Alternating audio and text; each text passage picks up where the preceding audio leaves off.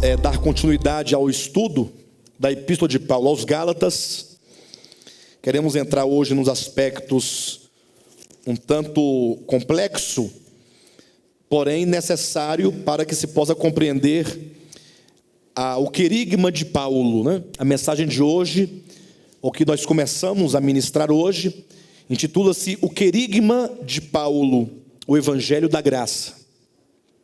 Aparentemente é um tema sem nenhuma complexidade, né? O Evangelho de Paulo, ou seja, o querigma de Paulo, a proclamação de Paulo, o Evangelho da Graça.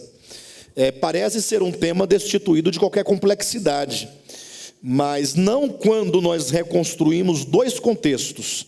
Tem o contexto no qual o apóstolo Paulo se encontrava, o contexto do primeiro século.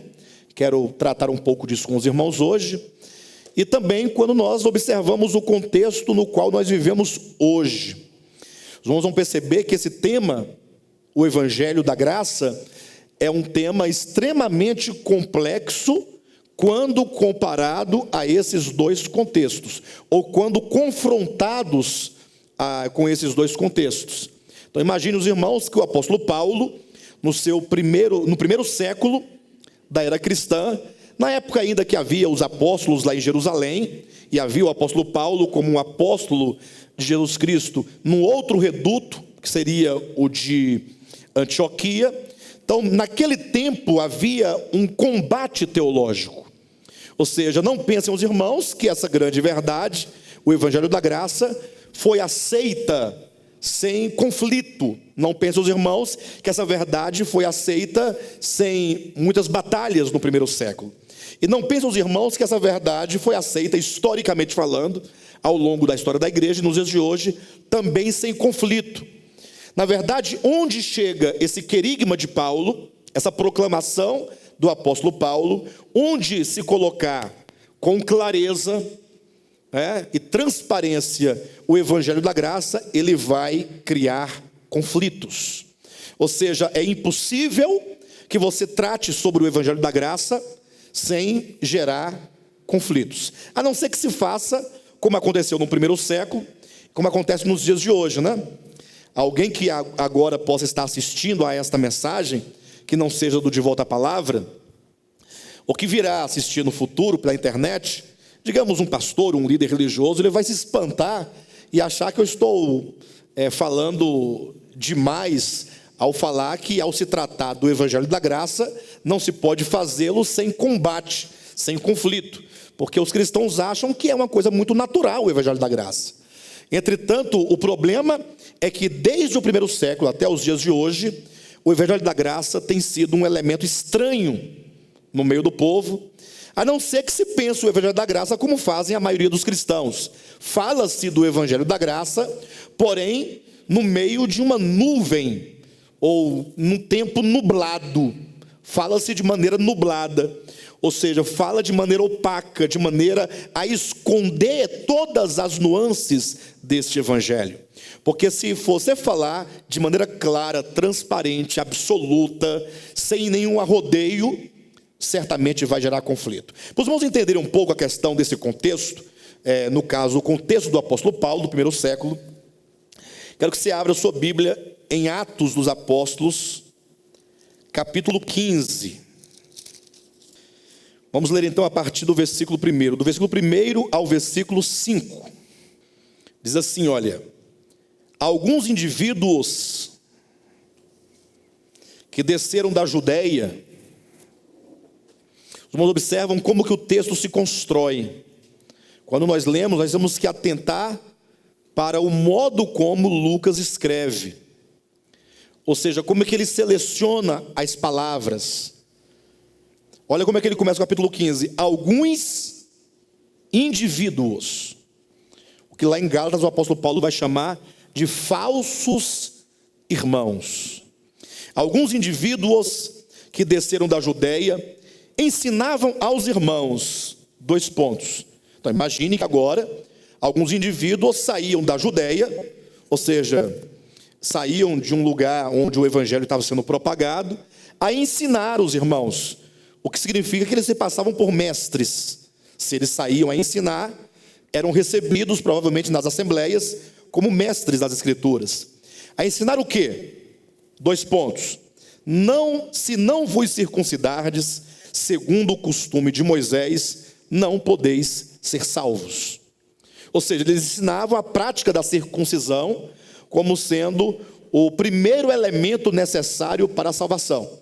Em outras palavras, ainda que vocês creiam em Cristo, ainda que vocês creiam na morte de Cristo, ainda que vocês creiam no Evangelho, se não vos circuncidardes, não podeis ser salvos.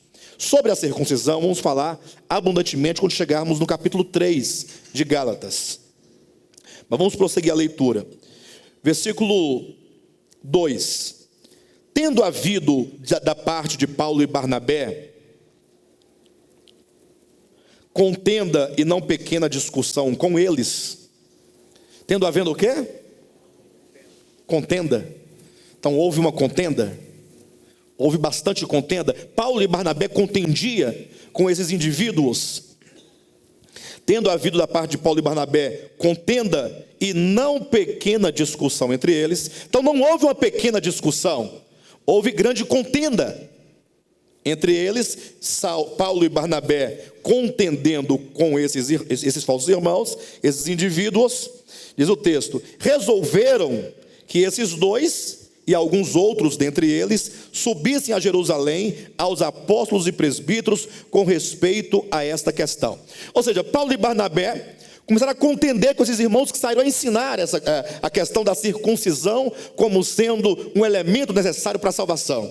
E aí discutiram, debateram, brigaram e não deu em nada a discussão. E aí decidiram o seguinte, então faz o seguinte, vocês dois aí, Paulo e Barnabé, vamos conosco a Jerusalém, lá nós vamos resolver o problema. Vamos para Jerusalém, porque é lá que se encontram os apóstolos de Jesus Cristo, os primeiros apóstolos, e eles poderão então dizer alguma coisa a respeito disso. Vamos então procurar as autoridades da igreja. Imaginem só. Versículo 3. Enviados, pois, e até certo ponto acompanhados pela igreja, atravessaram as províncias da Fenícia e Samaria, e narrando a conversão dos gentios, causaram grande alegria a todos os irmãos. Então saíram Saulo e Barnabé, acompanhados da igreja, ou seja, talvez vários irmãos das igrejas gentílicas foram com Paulo e Barnabé para Jerusalém, para saber o que a igreja de Jerusalém haveria de decidir acerca desse assunto. Versículo 4. Tendo eles partido a Jerusalém, foram bem recebidos pela igreja, pelos apóstolos e pelos presbíteros, e relataram tudo o que Deus fizeram com eles. Insurgiram-se, entretanto, alguns da seita dos fariseus que haviam crido, dizendo: é necessário circuncidá-los e determinar-lhes que observem a lei de Moisés. Então eu quero frisar aqui o versículo 1 e o versículo 5, que enfatizam que duas coisas se achavam necessárias se ensinar a igreja dos gentios. Ou seja, no versículo 1 fala de alguns indivíduos. No versículo 5 identifica-os com alguns da seita dos fariseus que haviam crido. Então eram fariseus ou seguidores dos fariseus que, tendo crido no evangelho, agora queria ensinar os gentios, dizendo: vocês receberam a Cristo, muito bem, receberam o evangelho, muito bem, só que vocês ainda precisam de mais duas coisas, agregar à fé de vocês: a circuncisão e também a prática da lei de Moisés. Ou seja, pensava-se então num evangelho que não somente trazia Cristo, mas trazia Cristo, mais a circuncisão, mais a lei de Moisés. Então eu quero chamar a atenção dos irmãos para esse contexto, o contexto do primeiro século.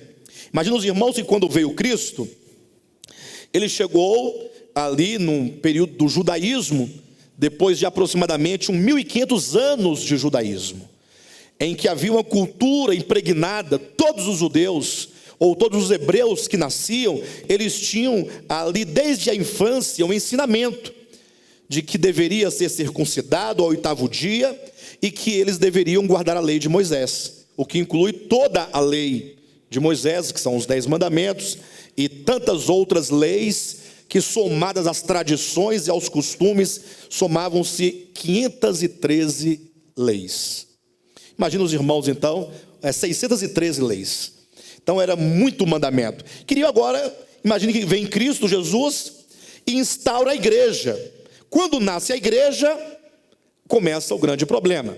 Porque a igreja, de acordo com a luz do Novo Testamento, sobretudo nas epístolas de Paulo, a igreja não é o rabo do judaísmo. Entenda, rabo é como ser o fim, uma extensão do judaísmo. Como querem muitos judeus ortodoxos, judeus messiânicos e igrejas judaizantes do tempo presente, que consideram que o cristianismo é uma continuidade do judaísmo, como se fosse o judaísmo mais Cristo. Ou seja, eles até que aceitam a Cristo, mas sem abrir mão da lei. Então imagina os irmãos agora que houve um conflito muito grande, porque muitos queriam manter a lei, e o evangelho que Paulo trazia era um evangelho límpido. Pastor, mas me fala uma coisa, mas o evangelho que os apóstolos pregavam, Pedro, Tiago e os demais, também não era um evangelho puro? Bem, com respeito ao evangelho vivido e praticado e ensinado na praxis da igreja, entenda isso. Quando eu digo evangelho na praxis da igreja, eu quero dizer, havia uma igreja em Jerusalém, havia ali em Jerusalém líderes que eram os presbíteros de Jerusalém, que também eram apóstolos, e que na vida prática da igreja, o evangelho ali apresentado na praxis não era um evangelho puro. Isso porque havia em Jerusalém, como diz aqui, esses indivíduos que eram fariseus ou seguidores da seita dos fariseus, que havendo crido, mantinham ainda a ideia da necessidade da lei enquanto um elemento do evangelho. Certamente Paulo não podia admitir isso. Quando nós lemos as epístolas de Paulo, nós vemos que ele vai criar uma ruptura dramática entre judaísmo e igreja.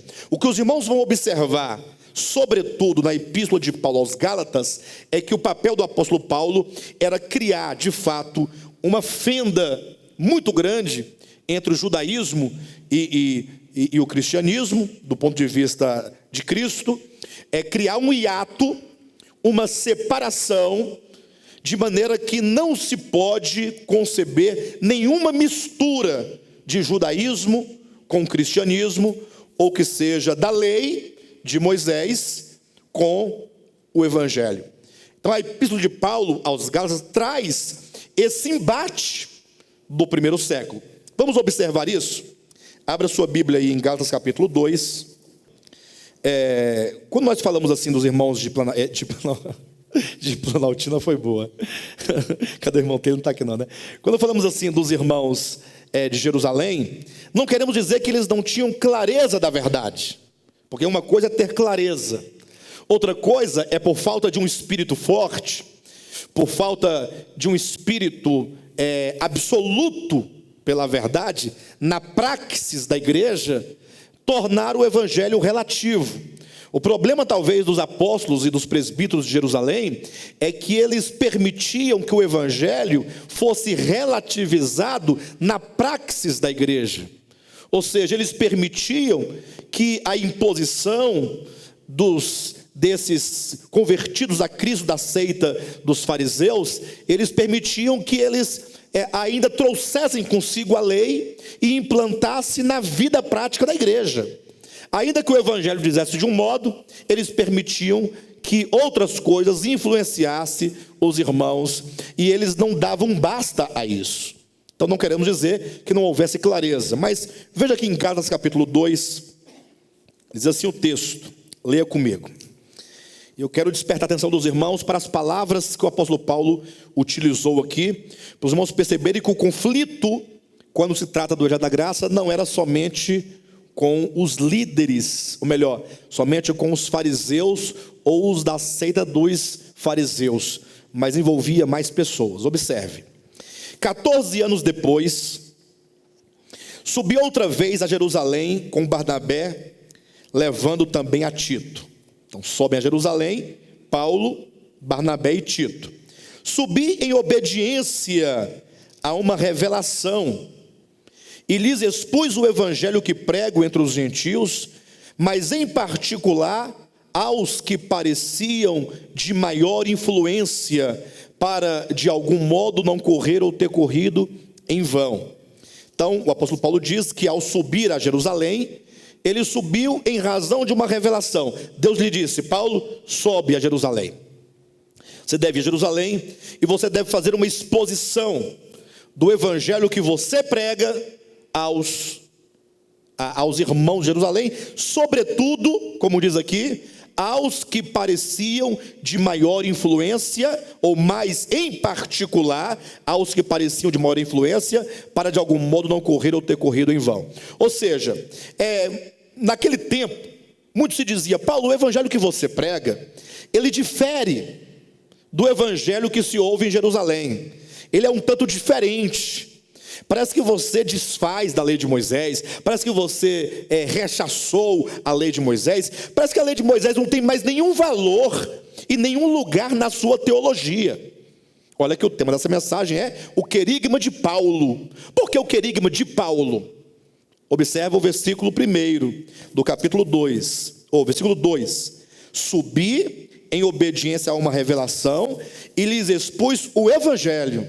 É isso que diz aí? Lhes expus o evangelho. É isso mesmo? Ponto final? Lhes expus o evangelho que prego. Ou seja, o meu evangelho, esse que eu anuncio, o meu querigma, a minha proclamação. Porque se o evangelho não tivesse sofrendo nenhum embate ideológico, de pensamento, de entendimento, por que ele deveria expor apenas o evangelho àqueles que já pregam o evangelho? Não, ele deveria subir a Jerusalém para fazer uma exposição do evangelho que ele pregava. Olha o versículo 3, ou melhor, o versículo 2 ainda, tem um detalhe. Olha só como Paulo diz: subi em obediência a uma revelação e lhes expus o evangelho que prego entre os gentios. Ele expôs aos irmãos de Jerusalém, mas em particular, ou seja, ele fez uma exposição não somente a todos os irmãos de Jerusalém, mas em particular, sobretudo a quem? A quem que ele fez tal exposição do evangelho que ele pregava? Aos que têm maior influência. Aos que têm maior influência? Olha as palavras coligidas de Paulo, mas em particular aos que pareciam de maior influência. Parecer é um termo que faz toda a diferença. Se eu falar assim: olha, eu olho assim para o Gil e ele parece que toca bem violão. Quando eu digo ele parece, é diferente. Eu falo assim: ele toca bem o violão. Não é diferente, Gil? Esse parecer coloca dúvida, até porque coloca numa impressão imediata que no profundo talvez não seja verdadeira. Lógico que não é contigo que estou falando isso. Você de fato toca muito bem. Mas tratando-se aqui, o apóstolo Paulo, ao referir-se aos irmãos, ou melhor, aos presbíteros de Jerusalém, e aqui ele vai dizer mais à frente, que são os apóstolos de Jesus Cristo de Jerusalém, ele diz que pareciam ter maior influência. Olha o versículo 3: contudo, nem mesmo Tito, que estava comigo, sendo grego, foi constrangido a circuncidar-se. Ou seja, quando ele esteve em Jerusalém, ninguém ousou dizer: Paulo, olha, Tito, teu cooperador, ele é grego, ele deve ser circuncidado. Ninguém ousou, na ocasião em que Paulo esteve em Jerusalém, ninguém teve a coragem de querer obrigar o cooperador de Paulo a circuncidar-se. Continuando, versículo 4: e isto por causa dos falsos irmãos, que se entremeteram com o fim de espreitar a nossa liberdade que temos em Cristo Jesus e reduzir-nos à escravidão.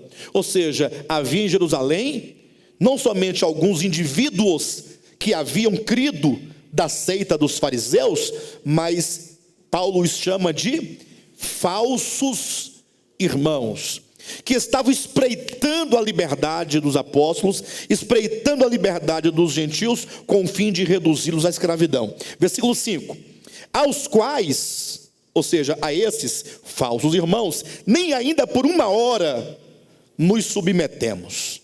Ou seja, a postura rigorosa de Paulo, de manter-se na base única e exclusiva da graça, por nenhum momento foi cedida. Paulo manteve-se rigoroso e vigoroso, mesmo diante de falsos irmãos, não abrir mão da sua fé, nesta ocasião em que ele foi para Jerusalém. Versículo 5: aos quais nem ainda por uma hora nos submetemos, para que a verdade do evangelho permanecesse entre vós, entre os gentios. E quanto àqueles quais? Aqueles não são esses a que ele se refere, versículo 4, são os falsos irmãos. Aqueles, ele volta a se referir aos do versículo 2, que pareciam de maior influência. Ele fala primeiramente aos que pareciam de maior influência, versículo 2. Aí ele fala de um segundo grupo, que são os falsos irmãos, que espreitavam a liberdade. E agora no versículo 5, ou versículo 6, ele retoma o primeiro grupo, que são aqueles que pareciam de maior influência. E quanto àqueles que pareciam ser de maior influência, ele não retomou o outro grupo? Quais tenham sido outrora não me interessa. Ou seja, se é de fato que eles teve alguma aparência, é um problema deles. Olha o tom com que o apóstolo Paulo se dirige aos apóstolos de Jerusalém. E aqui eu quero abrir um parêntese, não para fazer nenhum corte, mas na continuidade da mensagem. E quero apenas não sei se eu coloco desse modo. Eu coloco, pessoal? Não vai criar prejuízo? Também faço como o apóstolo Paulo, né? Quanto aos que parecem, não me interessa. Colocarei deste modo.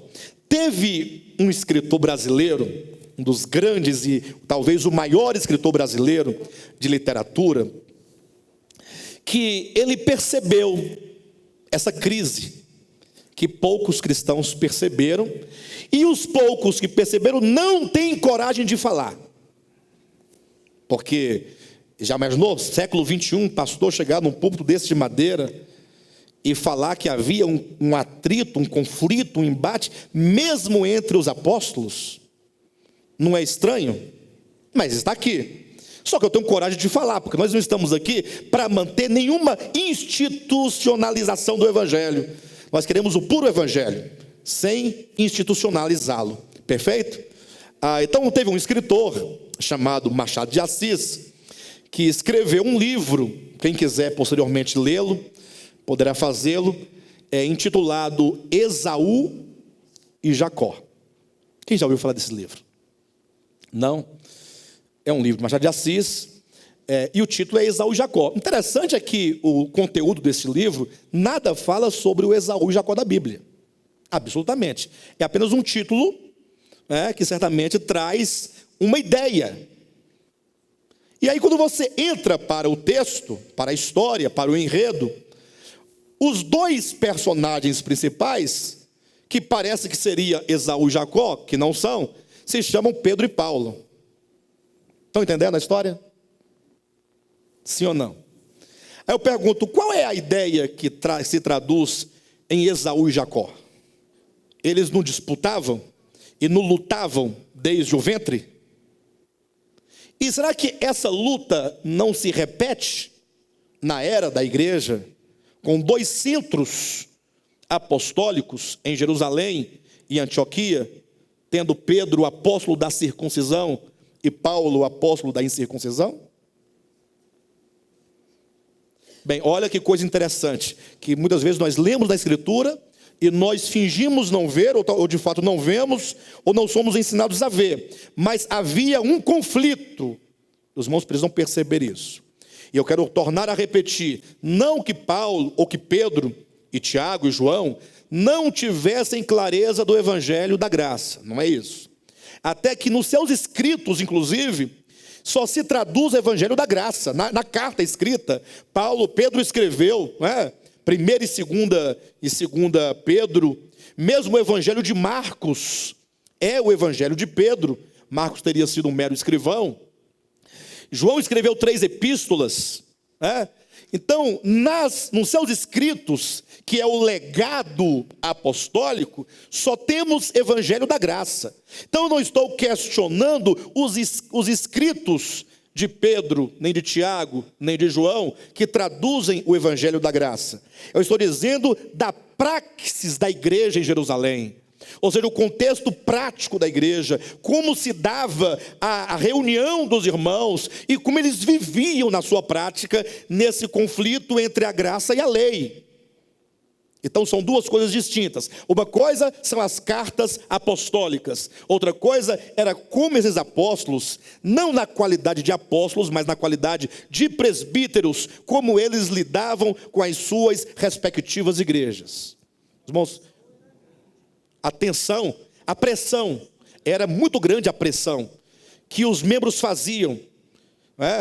E aí, se trouxer a ideia, de uma democracia, imagina só como que esses presbíteros não sofriam nas mãos daqueles líderes velhos. Imagina só um velho, antigo, um escriba, ou mesmo um fariseu velho, um ancião velho, respeitado, se convertendo a Jesus Cristo, indo congregar na igreja lá de Pedro e Tiago.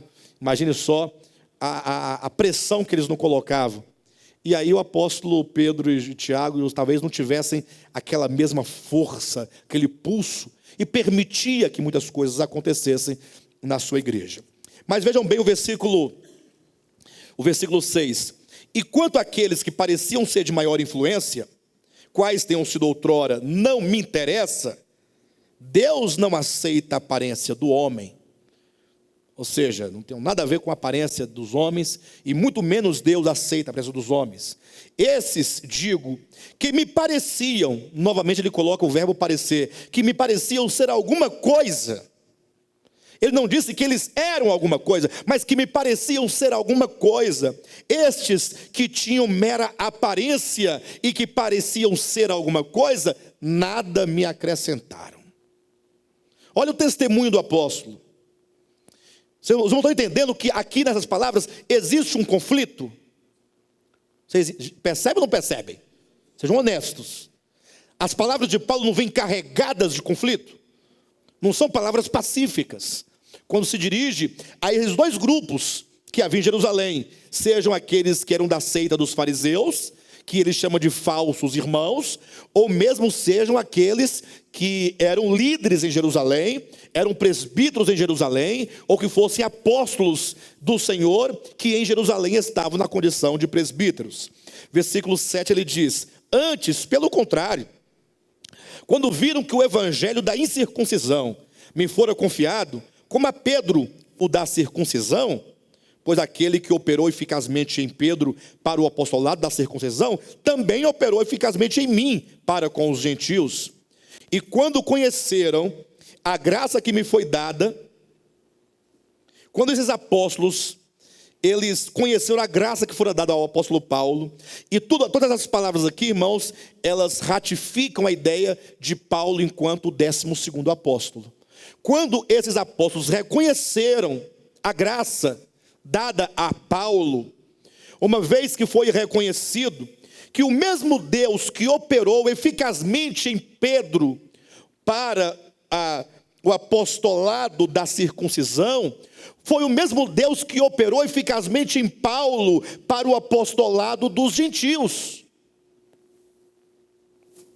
Então, uma vez que esses homens, presbíteros e apóstolos, reconheceram isso, quando conheceram, versículo 9, a graça que me foi dada, Tiago, Cefas, que é Pedro e João, que eram reputados colunas, e mais uma vez ele não diz que eram colunas, mas que eram reputados colunas, o que eles fizeram?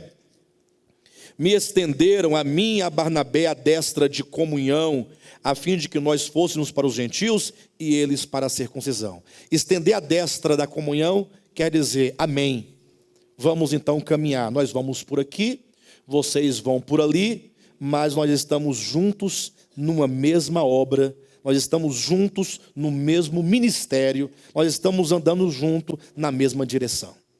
É isso que é estender a mão direita ou a destra de comunhão. Por exemplo, nós aqui do De Volta à Palavra, algumas vezes fomos convidados por pastores, por ministérios que quiseram andar conosco, mesmo sendo ministérios diferentes, não tendo nenhuma influência um sobre o outro, mas queriam a destra da nossa comunhão. Eu me recordo que há alguns anos, não me lembro exatamente quantos anos, teve um pastor aqui de Taguatinga que foi nos procurar quando nós ainda congregávamos lá na Ceilândia, no galpão de laranja. E como havia um irmão nosso que morava no local de reuniões, disse que esse pastor chegou lá por volta de umas 11 horas da noite, batendo na porta e chamando. O irmão atendeu e falou: não, eu sou o pastor fulano, e eu preciso de conversar com o pastor Alexandre, porque eu assisti ao seu programa de televisão, e eu vejo que ele é um homem de Deus, que ele prega o evangelho puro, e nós também pregamos o evangelho puro, e eu quero conhecer o pastor Alexandre, para a gente poder caminhar, ter comunhão. Nós temos um grupo de mais de 10 pastores, de 10 igrejas distintas, nós temos que nos fortalecer. Aí eu recebi o recado, me deixou um telefone. Eu disse: olha que coisa boa, imagina 10 pastores em Taguatinga, Ceilândia, no DF, né?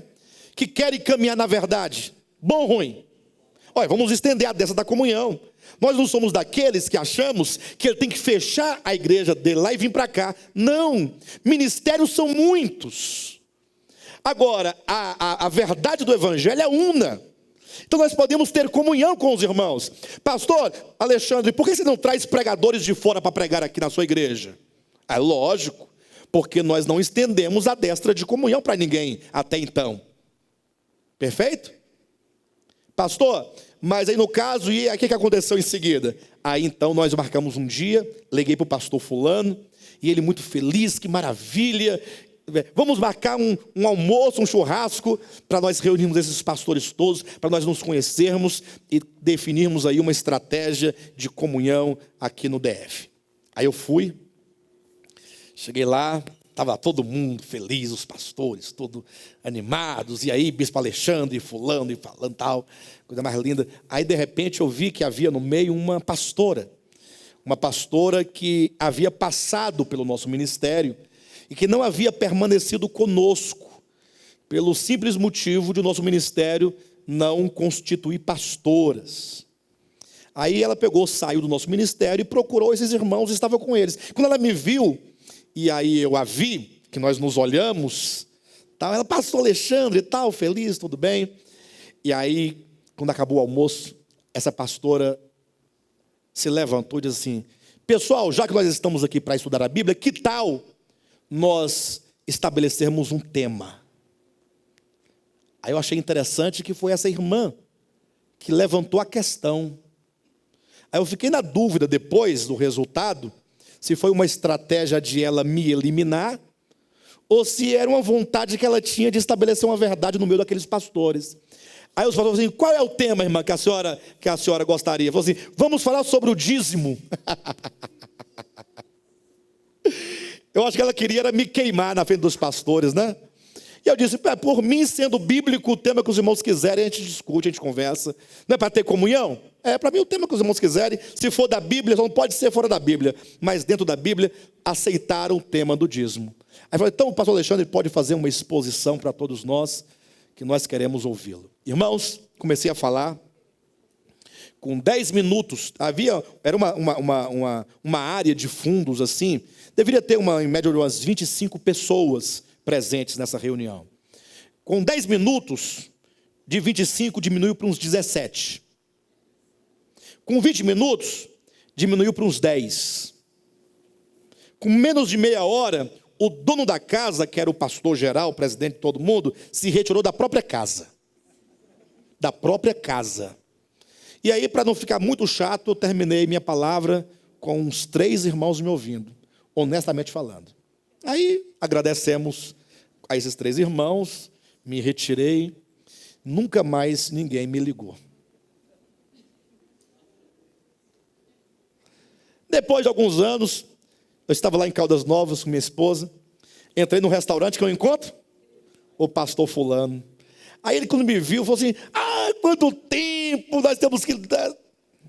Falei, pastor, calma, fica tranquilo. Fica tranquilo. Nós temos que caminhar de acordo com aquilo que cremos, não é? Então, assim, estender a destra da comunhão é coisa séria. Nós não vamos dizer que vamos estender a destra de comunhão para nenhum pastor, simplesmente para ser bem visto ou bem querido no meio cristão evangélico. Não. Estender a destra da comunhão é concordar com aquilo que se prega. Ou seja, só podemos estender a destra da comunhão. Agora, cuidado para os irmãos não confundirem estender a destra da comunhão com ter comunhão. Nós podemos ter comunhão com todos os irmãos, no espírito sobretudo, e na fé se possível. Mas estender a destra da comunhão é você dar o apoio àquilo que aquela pessoa faz, ao ministério que ela desenvolve. Então nós não podemos apoiar nenhum ministério que não prega a verdade de Deus, conforme consta no Evangelho. Amém? Vai ficar sozinho a vida inteira. Não tem problema, nós não estamos atrás de companhia. Nós estamos querendo pregar apenas o Evangelho. Se ficarmos isolados, ilhados, a vida toda, não tem nenhum problema. Até porque nós não somos mesmos evangélicos, né, queridos? Nós somos cristãos, né? Bem, mas quando Paulo e Barnabé e Tito estiveram, portanto, em Jerusalém, ele fez a exposição a todos, e naquele momento, atenção, ninguém ousou contradizê-lo. Pelo contrário, eles estenderam a destra da comunhão a Paulo e a Barnabé. Versículo 10 diz: recomendando-nos somente que nos lembrássemos dos pobres, o que também me esforcei por fazer. Ou seja, a única recomendação que os apóstolos de Jerusalém deram a Paulo e a Barnabé foi: não se esqueçam dos pobres. Mais nada. Foi a única recomendação. Não foi nem uma orientação, né? Foi apenas, como ele diz bem claramente aqui, uma recomendação para que eles se lembrassem dos pobres, o que o apóstolo Paulo diz que ele se esforçou por fazê-lo, levar isso adiante, junto com o ministério das boas novas de salvação, ter também o ministério prático de boas obras, no sentido de acolher e de alimentar e de vestir aqueles que têm necessidade. Bem, então os irmãos percebem que aqui, pelo menos nas palavras do apóstolo Paulo, quando ele se dirige aos apóstolos de Jerusalém, há um certo tom de conflito em relação ao que se prega.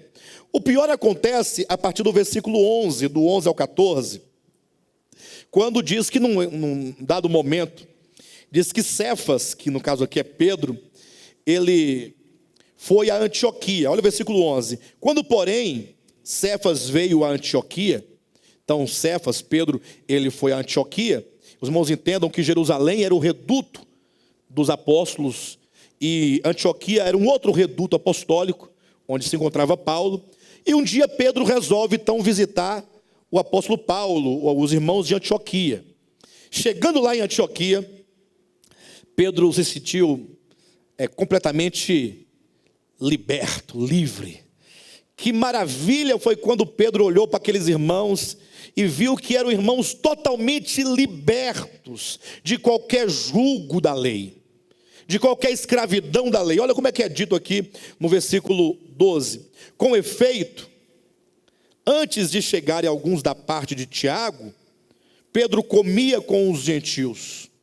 Ou seja, quando Pedro chegou em Antioquia, foi recebido. Aí os irmãos que congregavam em Antioquia eram irmãos gentios, gentios que se converteram a Jesus Cristo, diferentemente de Jerusalém, que eram judeus convertidos a Jesus Cristo. Então olha só como eram igrejas diferentes. Aí quando Pedro viu os gentios comendo, como é que seria que eles comiam, hein? Talvez tivesse ali um leitão assado, né? E aí Pedro ficou olhando para aquele leitão, estralava assim aquele toicinho, aquele torresmo. E Pedro nunca tinha comido, mas sempre doido para comer, para provar. E aí Pedro provou, gostou demais da conta. e logo pegou outro pedaço e foi comendo, e a gordura já descia pelo canto da boca, de felicidade, totalmente livre. Pedro agora entendia o que é ser livre, porque o judaísmo nunca permitiu que alguém fosse livre, porque vivia baseado numa dieta alimentar que fosse correta de acordo com a lei. Tudo era restrito, tudo tinha que ser legal, tudo tinha que ser conferido, ratificado pela lei. Agora ele estava feliz, vendo os irmãos, talvez falando da graça, né? Esse evangelho de fato liberta. Eu vejo aqui os irmãos comendo essas comidas. Eu não condeno os irmãos, eu fico feliz em estar com os irmãos. Mas de repente, alguém diz: olha, Pedro, tem uns irmãos aí te procurando aí. Me procurando aqui em Antioquia? Parece que é uns irmãos que vieram de Jerusalém, a mando de Tiago. Acho que o Tiago ficou preocupado contigo e mandou alguns irmãos para saber como é que você está por aqui, está precisando de alguma ajuda. Afinal, são os irmãos chamados, são os fiéis da circuncisão. Era o círculo de oração da igreja. Sabe aquelas irmãs de oração, do círculo de oração, bem consagrada, que se passar na rua e ver um irmão no campinho jogando bola, ela vai entregar para o pastor? Quem já passou por isso aqui? Então era mais ou menos assim. Aí diz o texto, olha, versículo 11: quando porém Cefas veio a Antioquia, resisti-lhe face a face, porque se tornara repreensível. Paulo está dizendo, quando Pedro esteve aqui, eu o repreendi. Eu resisti a Cefas cara a cara. Não foi por meio de carta, não mandei recado, não. Eu falei na face dele. E eu falei com ele porque ele se tornara repreensível. Entenda que isso prova que os homens são falhos. Cuidado para você não confundir a fraqueza do homem com a revelação que ele recebeu e nos legou nas Escrituras. São duas coisas distintas. Aqui fala da pessoa de Pedro e como ele se tornara repreensível em face desse acontecimento. No 12 diz, com efeito, antes de chegarem alguns da parte de Tiago, Pedro comia com os gentios. Quando, porém, chegaram, afastou-se e, por fim, veio a apartar-se, temendo os da circuncisão. Então, quando esses irmãos chegaram, o que Pedro fez? A primeira coisa que ele fez? Não, olha o texto direitinho. Vamos lá, versículo 12. Quando, porém, chegaram, afastou-se. Primeiro ele se afastou. Ficou um pouco distante. Já não estava mais próximo dos irmãos. E depois que ele se afastou, passou um pouquinho, o que ele fez? Agora ele retirou-se. São dois verbos aí, que estão numa ordem de gradação. Ele afastou-se, vindo depois a apartar-se. Primeiramente, ele estava totalmente no meio dos irmãos. Quando chegaram os irmãos de Jerusalém, ele se afastou. Afastou para dizer assim, não tenho nada a ver com isso, não apoiei, pode ficar tranquilo que não tem nada a ver com isso aqui não. Aí por fim, ele se apartou completamente dos irmãos de Antioquia. Versículo 13, ou melhor, o 12. Por que ele fez isso mesmo, irmãos? Temendo. Ele tinha medo dos irmãos da circuncisão. Ou seja, o que esses irmãos vão dizer, né? O mesmo medo que ele teve quando ele esteve na casa de Cornélio, capítulo 11 de Atos. E ele pregou o evangelho na casa de Cornélio. Então o medo que ele ficou, ou seja, quando ele voltasse para Jerusalém, que dissesse que ele entrou na casa de um gentio, e o pior, pregou a eles o evangelho, pensa no medo que ele ficou. Aí então, quando ele estava pregando, lá no capítulo 11 de Atos, que o Espírito Santo desceu sobre aqueles gentios, sem que Pedro participasse, sem que Pedro invocasse, sem que Pedro impusesse as mãos, isso aí para Pedro foi o máximo, foi a desculpa que ele teve. Bem, vou chegar lá e vou falar assim, olha, eu fui e entrei porque Deus mandou entrar. Agora, se eles receberam o Espírito Santo, isso não foi problema meu.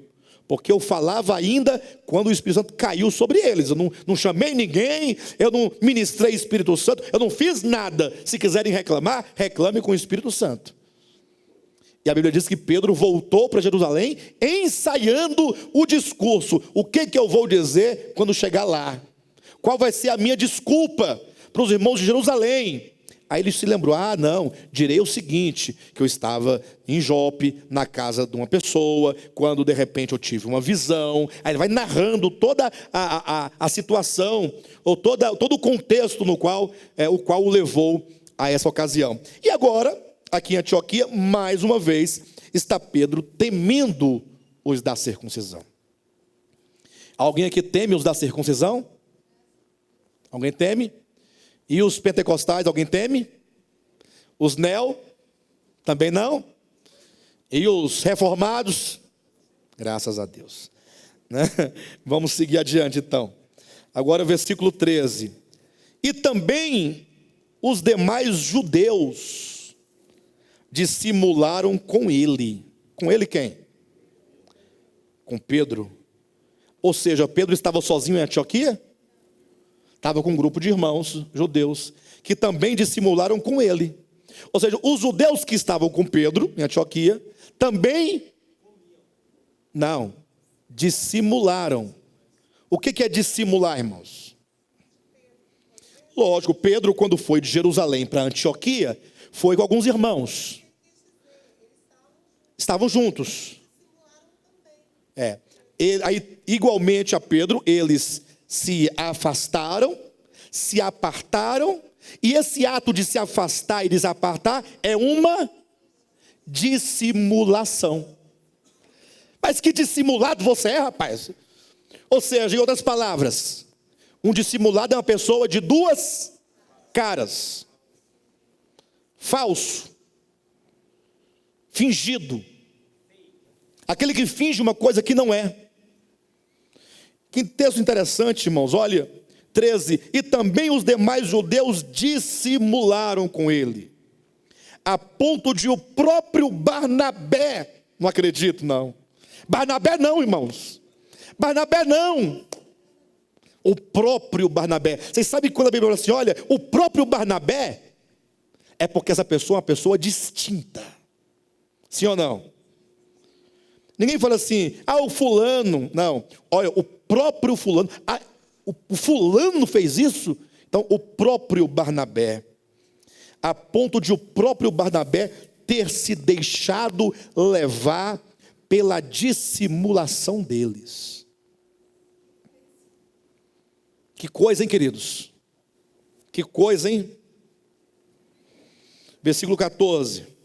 Quando, porém, quando Paulo percebeu que não procediam corretamente. Quem não procedia? Pedro. Quem mais? Os judeus que estavam com eles. Quem mais? Barnabé. Quem era o líder da turma? Pedro. Quando, porém, vi que não procediam corretamente segundo a verdade do Evangelho, ou seja, o Evangelho possui uma verdade que impõe um procedimento.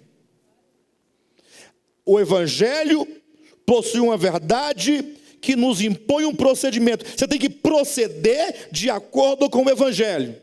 Você não pode dizer que a salvação é pela graça, aqui, e no outro lugar dizer que não, que temos que praticar isso para poder complementar, ou para adicionar, ou que é necessário, ou pelo menos ficar como Barnabé. Barnabé talvez não tenha dito que estava certo ou errado, mas ele fez ares de que concordava com Pedro. Ele fez ares de que Pedro estivesse certo. Ele percebeu que Pedro estava de um jeito, depois fingiu estar de outro modo, e ele aceitou aquela situação sem nenhuma reação. Ele foi contaminado com aquela situação. De modo então que quando Paulo percebeu que não procediam corretamente segundo a verdade do Evangelho, disse a Cefas na presença de todos. De todos. Ou seja, Paulo não poderia ter chamado Pedro de um cantinho, né? Como alguns falam de vez em quando lá no WhatsApp, né? Fulano, chama no privado, poxa. Você tem que falar isso aqui na frente de todo mundo. Por quê? Paulo poderia ter sido um pouco mais elegante. Vem cá, Pedro, por gentileza, vamos ali bater um papo, né? Levado de um reservado. Oh, não faça isso, está errado, tal. Mas se Paulo fizesse deste modo, o que aconteceria?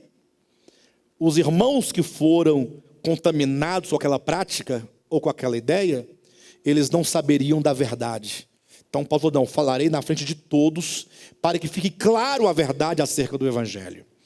Então, na presença de todos, disse Paulo a Quefas: se sendo tu judeu, vives como gentil e não como judeu. E agora que Paulo está, de certo modo, entregando Pedro, né? Está entregando. Se Pedro diz assim, eu vivo como gentil? Como assim? Aí Paulo diria, ora, quem que estava aqui ontem à noite com um pedaço de toicinho na boca? Quem era? Né? De certo, eu estava entregando o apóstolo Pedro. Se sendo tu judeu, vives como um gentil e não como judeu, por que obrigas os gentios a viverem como judeus? Paulo chamou Pedro diante de todos, e Paulo corrigiu Pedro diante de todos, para que a verdade do Evangelho pudesse ficar clara diante de todos. Nesse ponto, o versículo 15 até o versículo 18, tem aqui uma porção que eu particularmente considero uma porção um tanto complexa de ser compreendida. Tanto é que quando você vai lendo os diversos comentários acerca desse texto, você percebe que a maioria não toca no que o texto diz de fato. Ou seja, não consegue extrair o sentido correto dessa porção. Paulo continua dizendo o seguinte, vamos ler do 15 ao 18. Nós, judeus por natureza, e não pecadores dentre os gentios, sabendo que o homem não é justificado por obras da lei, e sim mediante a fé em Cristo Jesus, também temos crido em Cristo Jesus, para que fôssemos justificados pela fé em Cristo, e não por obras da lei. Pois por obras da lei, ninguém será justificado. Mas se procurando ser justificado em Cristo, fomos nós mesmos também achados pecadores, dar-se-á o caso de Cristo ser ministro do pecado? Certo que não, porque se torno a edificar aquilo que destruí, a mim mesmo me constituo transgressor. O que Paulo traz aqui pode talvez ser resumido na seguinte ideia. Ontem mesmo, conversando com o pastor adventista e outros irmãos adventistas, eles falaram assim para mim, bem, se você tira a lei de contexto, ou melhor, se na sua vida a lei não tem nenhum papel, nenhuma função, ela não existe para você, então você quer dizer com isso o quê? Olha o argumento deles. Então eu posso me prostituir, então eu posso matar, então eu posso roubar, então eu posso fazer qualquer outra coisa. Então logo, quando você fala, no caso o apóstolo Paulo, ele vai dizer como vive um judeu e como vive um gentil. Então existe uma diferença profunda de vida, uma profunda de comportamento. Haja visto que o comportamento de um judeu é determinado pela lei de Moisés, ao passo que o comportamento de um gentil é determinado pela liberdade e pela graça de Cristo Jesus, que não prende a essas leis, a esses dogmas, a esses comportamentos meramente exteriores. Então, quando o apóstolo Paulo, ele vai afirmar que a vida de um cristão autêntico não se baseia e não depende de lei alguma, logo surge uma questão, surge um argumento, surge uma pergunta. Então, se a lei não faz parte da vida do crente, se Jesus tira a lei de contexto, então, agora o homem que não tem a lei, ele pode fazer qualquer ato que a lei condena, porque a lei não existe mais. E se foi Cristo que fez isso, quem é o responsável? Cristo. Então Cristo, nesse caso, seria o quê? Seria um ministro do pecado. Entenderam o argumento? A ideia? Então, se vem Cristo e tira a lei, e tirando a lei você então pode fazer o que você bem quiser, neste caso, Cristo se tornaria, é a ideia de um gentil, de um judeu, né, argumentando contra Paulo, Cristo se tornaria um ministro do pecado. Agora veja como Paulo resolve essa questão. E essa é uma questão que você tem que não somente compreender, mas é uma questão que você precisa aprender também a argumentar. Porque quando e onde você pregar que a lei não faz parte da nova aliança, que a lei de Moisés não constitui obrigação dentro da nova aliança, vão te questionar. Sobretudo os judaizantes adventistas e outros semelhantes. Então, olha como é que Paulo resolve este problema. No capítulo 2, versículo 15, ele declara: nós, judeus por natureza, e não pecadores dentre os gentios. A primeira coisa a entender é esta afirmativa. Paulo diz: nós, judeus por natureza, e não pecadores dentre os gentios. Em outras palavras, os judeus se consideravam pecadores? Não. Nós, judeus por natureza, não pecadores dentre os gentios. Ou seja, os judeus entendiam que todos os gentios eram pecadores, ao passo que os judeus não eram pecadores. Os judeus, eles eram uma nação separada, eles afinal levavam o selo exterior da circuncisão, que os tornava um povo separado dos gentios. E não somente isso, eles não tinham apenas o selo da separação, eles também tinham a lei. Então, se os gentios não tinham lei, eles eram o quê? Pecadores. Mas nós não, nós somos o povo da justiça, o povo da verdade. Sabe esse senso, esse sentimento que hoje os evangélicos possuem? Quando um evangélico, desses bem evangélicos mesmo, aqueles que levam a Bíblia debaixo do braço, não tem esses que andam com a Bíblia assim? Não tem? Que onde chega com a Bíblia debaixo do braço? Qual é o sentimento que eles têm em relação aos que não são crentes? Os pecadores. Sim ou não? Os pecadores. Eles pregam para os pecadores que estão indo para o inferno, porque esses aqui não se veem como pecadores. É ou não é assim hoje? Nos dias de hoje. Tem assim, chega, olha com ar de superioridade. Eu estive num sepultamento essa semana de uma pessoa, e essa pessoa era testemunha de Jeová, que faleceu. E aí, estava toda a família lá reunida, aí chegou um batista para mim, encostou perto de mim e falou assim: bispo Alexandre, lamentável, né? Eu fiz a minha parte. Várias vezes que eu estive na casa da tia, eu falei o evangelho para ela. Então a minha parte está feita. Não pude fazer mais nada. A gente via assim um tom de uma certa piedade, vamos dizer assim, que pena se perdeu.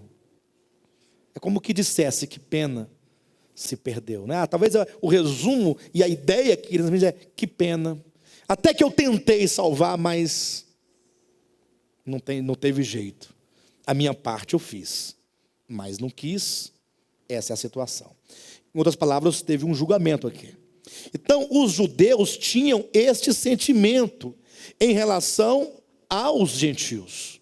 Nós, judeus por natureza, o nosso sangue é um sangue abraâmico. Nós não temos o sangue dos gentios, nós somos um povo separado em Abraão, nós somos de nascimento. Lembra que quando Paulo disse que se alguém pensa que pode se orgulhar, eu ainda mais? Aí ele começa dizendo: eu sou hebreu de hebreus, da natureza, meus pais são hebreus, eu sou hebreu, eu não sou filho de gentio não. Olha a ideia que os judeus traziam em face dos gentios, né? Como eles se consideravam. Então, nós, judeus por natureza, como ele diz, e não pecadores dentre os gentios. Querem ver uma coisa? Lembram do Salmo 1? Salmo 1, se bem que o Salmo 1 é um salmo messiânico, mas todo salmo messiânico, ele tem, a priori, um contexto do povo de Israel. Todo aquele conflito dos salmos, que fala sobre os inimigos de Deus, né? Fala sobre Babilônia, é numa relação ao povo de Israel e aos gentios. Então o Salmo 1 diz assim, olha, bem-aventurado é o homem, lembra? Que não anda segundo o conselho dos ímpios, nem se assenta na roda dos escarnecedores, e nem se detém no caminho de quem? Dos pecadores. É lógico que nós entendemos que esse salmo é uma referência a Cristo, o Messias. Mas os judeus não pensavam assim, pensavam? Aí continua, este homem que não se detém no caminho dos pecadores é como uma árvore plantada junto a ribeiro e que estende as suas raízes, cuja folhagem não murcha, e tudo quanto faz será bem sucedido. Ponto. Quem? Os ímpios não são assim. A ideia era, nós somos justos.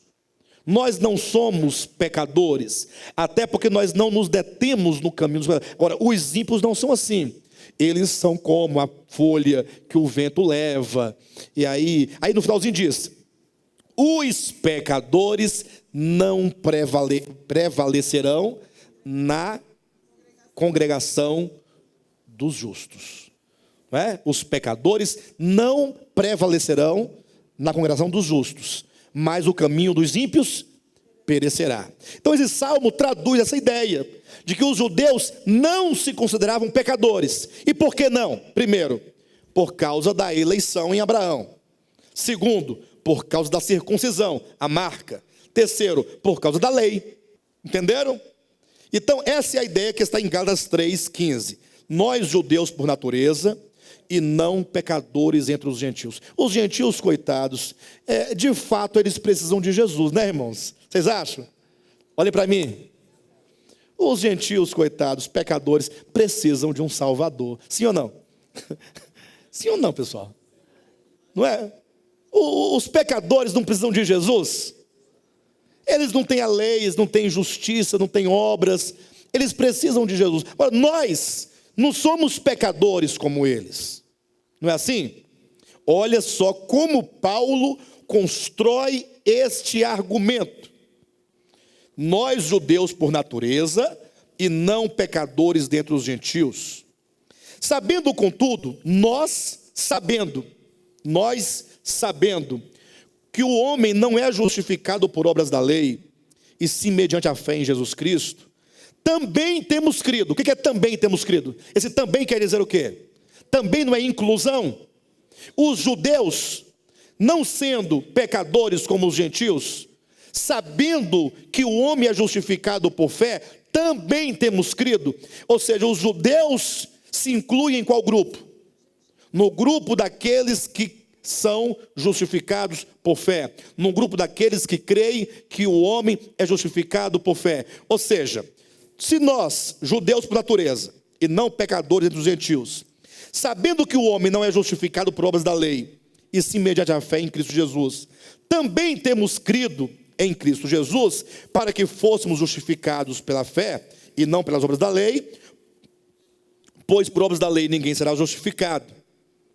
Mas se procurando nós, no caso, ser justificados em Cristo, fomos nós mesmos também achados pecadores, dá-se ao caso de que Cristo se tornou, ou que Cristo é ministro do pecado? Em outras palavras, para vamos entender o texto. Vou parafrasear. Se nós que somos judeus, e nós não somos pecadores como os gentios, se nós sabemos que o homem é justificado por fé, e nós mesmos, não sendo pecadores, também somos incluídos naqueles que se aproximam de Cristo, como quem busca a justificação pela fé. Pedro, você não acredita que o homem é justificado pela fé? Sim. E você próprio, enquanto um judeu, não foi a Cristo para ser justificado pela fé? Fui. E nós todos os judeus salvos, também não somos justificados pela fé? Sim. Nós também não cremos assim? Então, nesse caso, nós fomos igualados aos pecadores. Nós, na busca de sermos justificados pela fé, fomos nós mesmos encontrados pecadores. Ou seja, nós, judeus por natureza e não pecadores como os gentios, fomos nós mesmos encontrados pecadores. Quando foi que os judeus foram encontrados pecadores como os gentios? Quando a lei foi tirada de contexto. E agora todos só podem obter salvação por meio de Cristo. Então todos foram igualados, nivelados. Aí vem o grande argumento dos judeus. Se Cristo fez isso, igualando os hebreus, os judeus, aos gentios, então ele é ministro do pecado. Porque ele os fez pecadores. Cristo trabalha em prol do pecado. O que eles não sabiam é que Cristo não é ministro do pecado, porque Cristo não os fez pecadores à semelhança dos gentios.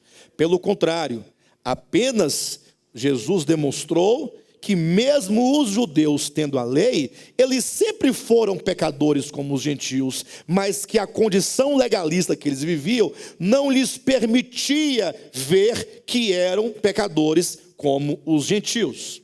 Querem ver um texto aqui de Romanos que expressa essa verdade?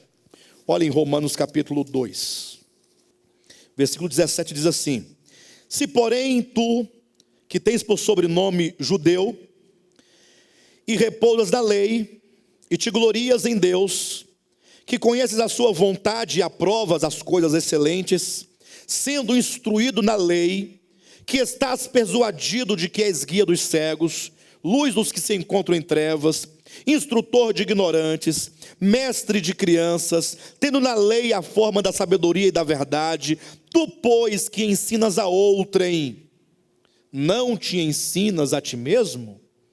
Observa só, quem eram os judeus?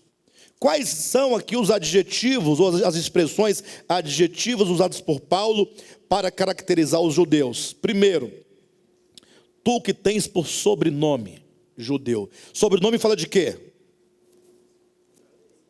Sobrenome. Não fala de família, não fala de descendência, não fala de origem.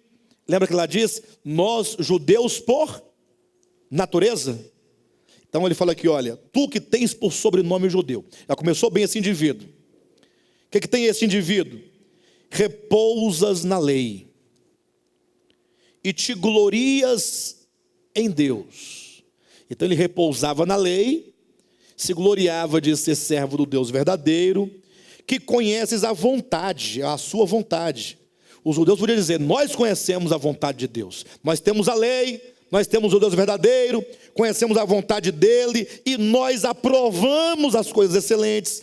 Basta você ir numa sinagoga, ouvir nossa mensagem sabatinal, ou melhor, nossa mensagem sabatinal mesmo, né? Ou sabática, nossa mensagem sabática, e vocês verão exatamente que nós aprovamos as coisas excelentes, nós pregamos o bem de acordo com a lei. Tu que és instruído na lei, porque desde pequenininho vai aprendendo a lei. Você que está persuadido de que és guia de cego. Eles entendiam que eles enxergavam, os outros não enxergavam. Luz, vocês que se veem, se entendem como luz dos que se encontram em trevas, instrutor de ignorantes, mestre de crianças, tendo na lei a forma da sabedoria e da verdade. Pensa num povo bom, é bom ou não é esse povo? Aí começa a exortação. Tu que ensinas a outrem, não te ensinas a ti mesmo? Aí o judeu responde, por que está dizendo isso? Está doido? O que você quer dizer com isso? Aí Paulo continua dizendo, tu que pregas que não se deve furtar, furtas. Ou seja, você tem a lei, mas você transgride a lei, ainda que você com os lábios diga que você não transgride, mas você é transgressor da lei. Os gentios sem lei furtam, os judeus com lei furtam. Versículo 22, dizes que não se deve cometer adultério, e o cometes, abominas os ídolos, e lhes roubas os templos. Dizia que o ídolo é coisa do diabo, mas entrava no templo e roubava o ídolo, que era de ouro, lógico, é do demônio enquanto está lá, é igual a loteria, né? A loteria é do diabo, é do Satanás a loteria. Não sabia que o diabo usava dinheiro, não. Mas tudo bem, é do diabo. Aí o irmão vai lá, escondido do pastor, vai lá e joga na Mega Sena. Como é o nome do que jogou hoje? Tem um de hoje? Hã? Na Mega Sena? Aí vai lá, joga na Mega Sena. Crente, tá bom. Escondido, pensa no coração. Na loteria, com medo de alguém ver. Pensa numa prisão, com medo de alguém ver. Joga na loteria. Aí se vê o que tem. Não, mas é porque Deus me livre se ver. Aí vai, esconde, dirige, não deixa nem a mulher ver, na carteira. No dia de conferir, pensa no medo também de alguém ver. Mas de repente ele ganha. Todo o medo vai embora. 200 milhões, tem medo de quê? Do irmão pobre, velho? Você é besta. A alegria que ganhou. Aí ele vai procurar o pastor, né? Porque agora ele quer a bênção sobre o dinheiro. Ele quer a bênção do dinheiro, não quer? Não, vou dizer, pastor, eu vou dar o dízimo do dinheiro. Quanto é que é o dízimo de 200 milhões? 20 milhões. Agora o pastor vai dizer que é do diabo? Vai dizer que é do diabo. 20 milhões é do diabo. Agora é aquela questão. Dizes que eu dei, que abominas os ídolos, mas rouba os templos. Na hora do dízimo, não, meu filho, é o seguinte, o que você tinha que ter feito, você, que não tinha que ter feito, já fez. Já errou, agora é só se arrepender. E Deus santifica. Não faça mais isso, mas traga o dízimo. E não se esqueça das ofertas alçadas, do voto, do pacto e das primícias. As primícias não podem faltar, pode? Que maravilha, irmãos. Que maravilha. Dizes que não se deve cometer adultério e o cometes, abominas os ídolos e rouba os templos. Tem um presidente aí, não é de país não, presidente de igreja, homem grande demais, tal. E aí tinha lá no estatuto da igreja, de que a igreja não admitia pastores que se divorciavam. Então se divorciar não pode ser pastor. Por muito tempo. Mas de repente o presidente, o grandão lá, passou por uma crise e se divorciou. E agora? Vamos mudar o estatuto, irmãos. Mudar o estatuto. Coisa mais simples é mudar um estatuto. É só votar. Apoiado. A partir de hoje já pode divorciar e continuar sendo pastor. Simples. Não que eu esteja dizendo a favor ou contra o divórcio. O assunto não é o divórcio, é a hipocrisia do ser humano. Como que ora pode, ora não pode. Diz abominar algo, até que esse algo não lhe chegue às mãos. É o problema da hipocrisia. Versículo 21, ou melhor, versículo 23. Tu que te glorias na lei, desonras a Deus pela transgressão da lei? Pois como está escrito, o nome de Deus é blasfemado entre os gentios por vossa causa. Então, a ideia de Paulo aqui em Gálatas capítulo 2 é esta. Ou seja, se agora você que outrora vivia sob a lei e não se achava pecador, ou não se considerava um pecador, se agora você é igualado ao gentio, precisando ser justificado por fé, você agora é encontrado também pecador. Seria o caso de Cristo ser ministro do pecado? Jamais, porque Cristo não tornou os judeus pecadores. Já eram pecadores e muito, tanto quanto os gentios. Só que a lei, por não ter sido compreendida na sua função, eles pensavam que a lei dava a eles o status de não pecadores. Então agora, quando vem a justificação pela fé, é dito, ninguém é justificado por obra da lei. Você não é justo porque você, teoricamente ou supostamente, pratica a lei. O homem só é justificado pela fé em Cristo. Ora, mas igual o gentil? Igual o gentil. Então nós somos iguais? Está tudo igualado? Tudo igualado. Aí surgem os inimigos do evangelho dizendo, nesse caso, Cristo se torna ministro do pecado. É a mesma ideia dos judaizantes adventistas de hoje, que dizem, se é verdade que a lei não tem nenhum papel na vida do cristão, na vida da igreja, na nova aliança, então eu posso fazer isso e aquilo outro. Eu posso matar, eu posso prostituir, eu posso fazer aquilo, posso fazer tudo. Ou seja, nesse caso, Cristo seria ministro do pecado. Observa como que o mesmo argumento do século I foi feito para mim nessa terça-feira, ontem, né, Genivaldo? Ontem, o mesmo argumento. Ou seja, considero que o fato de a lei ser tirada de contexto significa que Deus incentiva o pecado. E, na verdade, não está incentivando o pecado coisa alguma. Está apenas dizendo que a lei tinha uma função de mostrar que vocês são pecadores e incapazes de cumpri-la. Agora que vem Cristo, ele tira a lei de contexto para que todos, sejam judeus ou gentios, encontrem a justificação mediante a fé na pessoa de Cristo Jesus. Versículo 18. Porque se torna a edificar aquilo que destruí, a mim mesmo me constituo transgressor. É Paulo encerrando a ideia a Pedro, dizendo: Pedro, você está destruindo, ou melhor, você está tornando a edificar aquilo que você outrora destruiu. Ou seja, ora você prega a salvação pela graça, ora você quer viver pela lei. Essa questão de falar graça e lei são dois pilares que devem ser preservados é incompatível ao querigma de Paulo. Ou seja, Paulo diz, a lei ela foi destruída. Se você tornar a trazer a lei, você se constitui um transgressor da própria revelação, um transgressor da própria verdade. Você vai de encontro àquilo que você próprio pregou e que você próprio defende. Ou seja, voltar à lei é você não somente retroceder, mas, sobretudo, você se tornar um transgressor desta verdade. Versículo 19 diz: porque eu, mediante a própria lei, morri para a lei, a fim de viver para Deus. Estou crucificado com Cristo.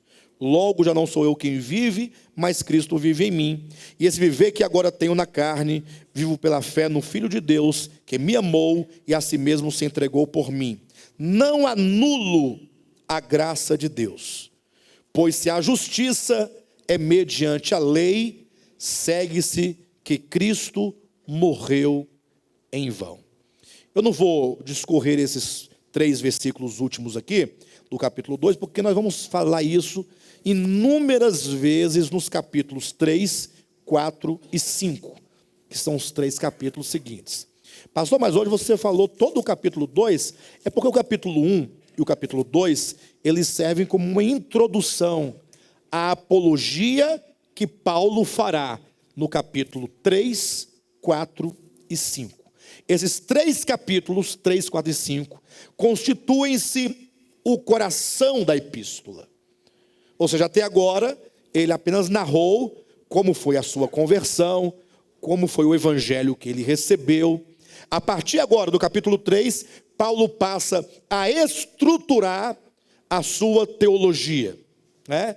Ele passa a estruturar a visão concernente à salvação do ponto de vista de Cristo enquanto o nosso Salvador, em relação à lei, colocando sempre em oposição, primeiramente a lei e a fé, depois a lei e a graça, depois a lei e o Espírito. Já deu para os irmãos perceberem que a grande problemática de Gálatas é a lei. Como conceber a lei no novo contexto da vida cristã? Então Paulo logo diz, a lei não faz parte do contexto de vida cristã. Isso ele vai demonstrar claramente a partir do capítulo 3. Aí ele vai colocar a lei numa relação de oposição a alguns elementos. Capítulo 3, a lei versus a fé. Capítulo 4, a lei versus a graça. Capítulo 5, a lei versus o Espírito. A lei é do judaísmo, a fé, a graça e o Espírito é do Novo Testamento. Deus simplesmente não tira a lei, Ele traz a fé, Ele traz a graça, Ele traz o Espírito. Esses 3 elementos estruturam o pensamento paulino no que diz respeito à salvação em Cristo Jesus, não somente no seu início, mas sobretudo no início, no meio e no fim.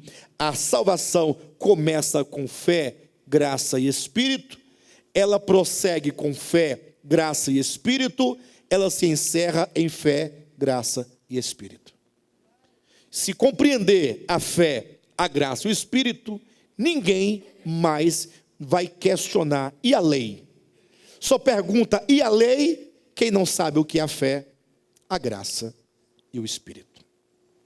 E ainda mais um elemento vai entrar, não somado aos 4, mas talvez como um conectivo nesses 4, ou quem sabe o fundamento desses 4, o fulcro, o lastro sobre o qual a fé, a graça e o espírito se fundamentam, que é a cruz de Cristo. 4 pontos, portanto: a cruz como fundamento, o lastro, onde se apoiam, se sustentam e se edificam a fé, a graça e o espírito, no fulcro da cruz de Cristo. Entenderam a estrutura do pensamento de Paulo?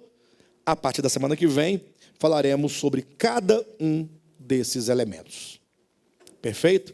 Então, até hoje, nós não entramos na